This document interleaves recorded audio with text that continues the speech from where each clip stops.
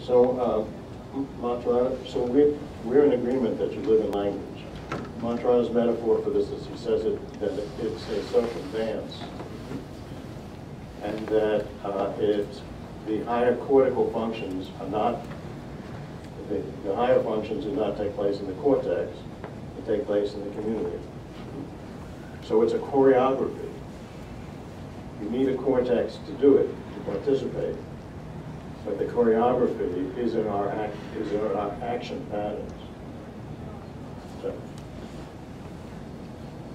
So Bill, how do you think this ties in? I find myself thinking of sociality in Kelly, but there may be other things that you think might be worth drawing. I guess radical constructivism seems to me to end up, or potentially risk ending up as a solipsism. It was just me in my mind, which I don't know how to avoid that. In terms of like dancing and perturbating, interesting metaphors.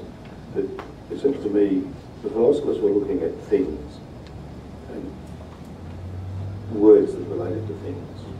And what I'm interested in and work in personal construct psychology takes me to the next level. If I say this is a table, you might then have a discussion in epistemology about is it a table, and you're seeing that side, I'm seeing this side. But the thing and the word.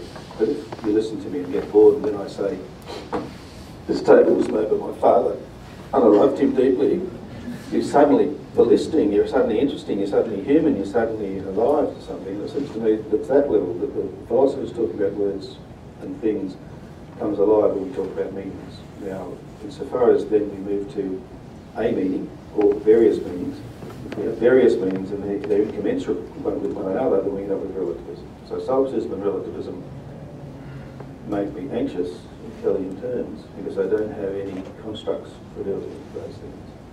He's experiencing threat, just like Kelly. Well, anxiety, threat. It's not yet hostility. we still have some time, though. We'll get there yet. But what about the whole relativism? I mean, that's always interesting to me. And whether I'm interested in relativism, I guess it all depends.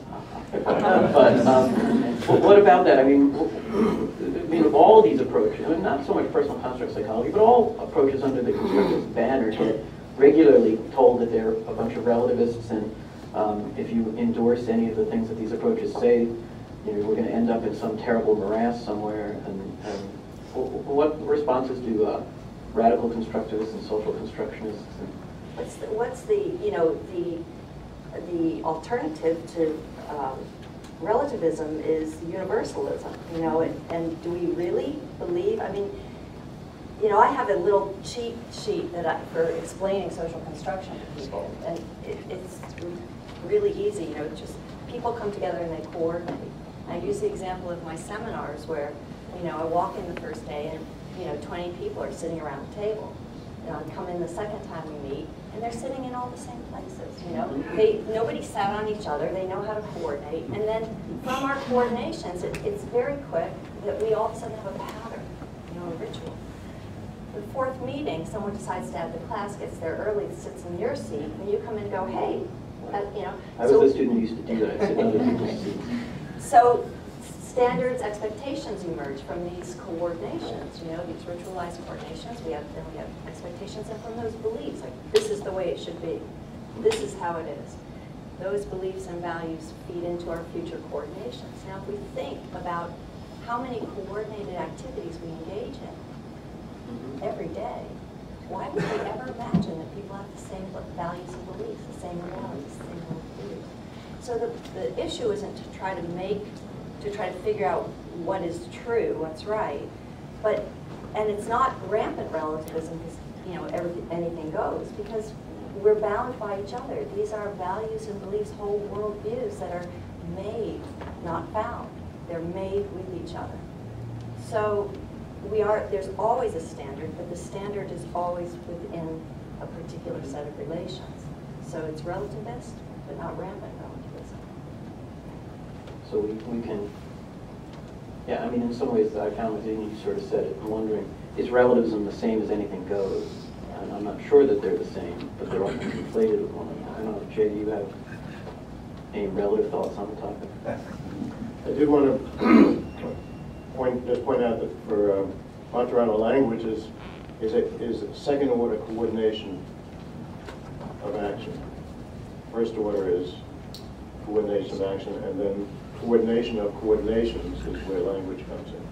Just gave me an opportunity to throw that. I don't know what you meant by, so by the way, certainly it's not the case that anything goes.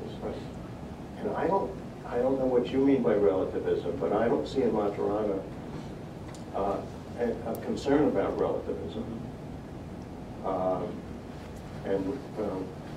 Words, not only do words have meanings, there are no synonyms in Monterano's view.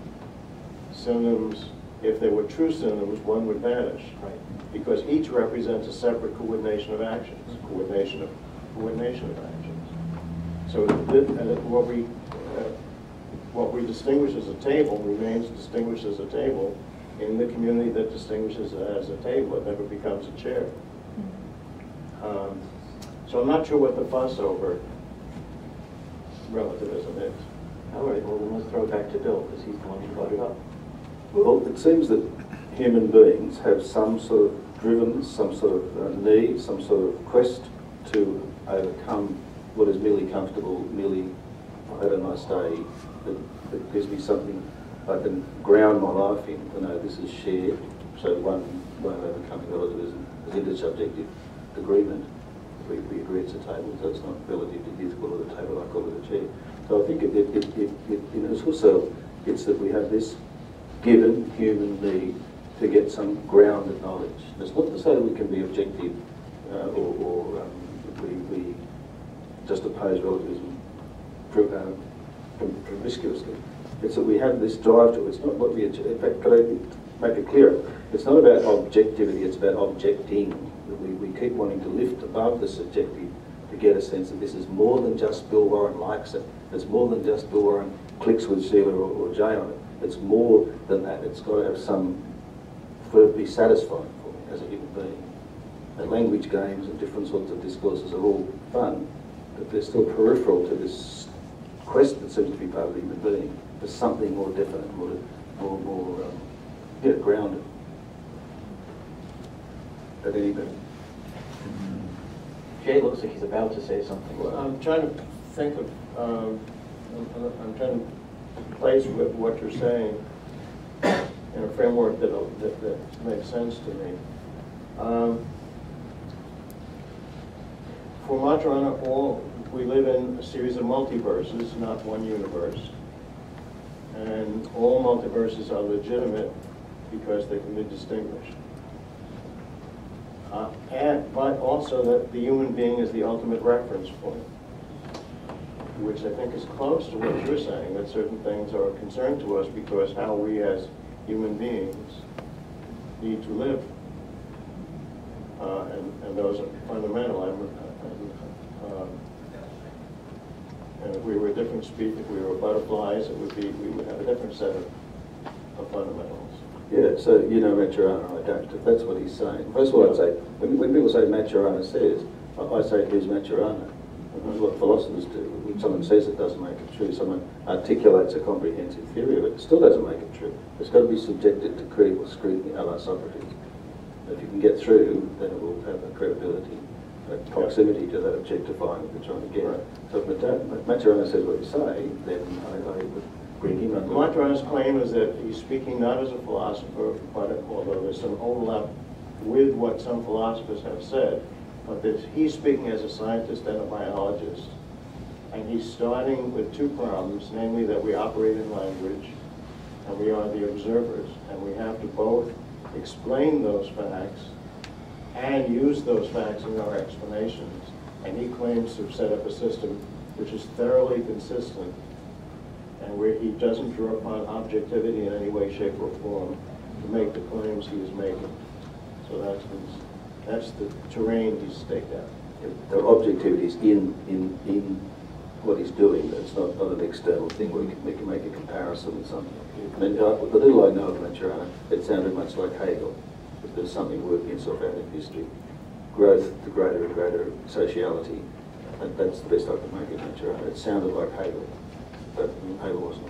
never, I mean, you can speak to this, I've never sort of saw Matron as thinking that there's a particular directionality. No. Right? It's sort of just goes on just for the sake of going on. It's not heading anywhere in particular.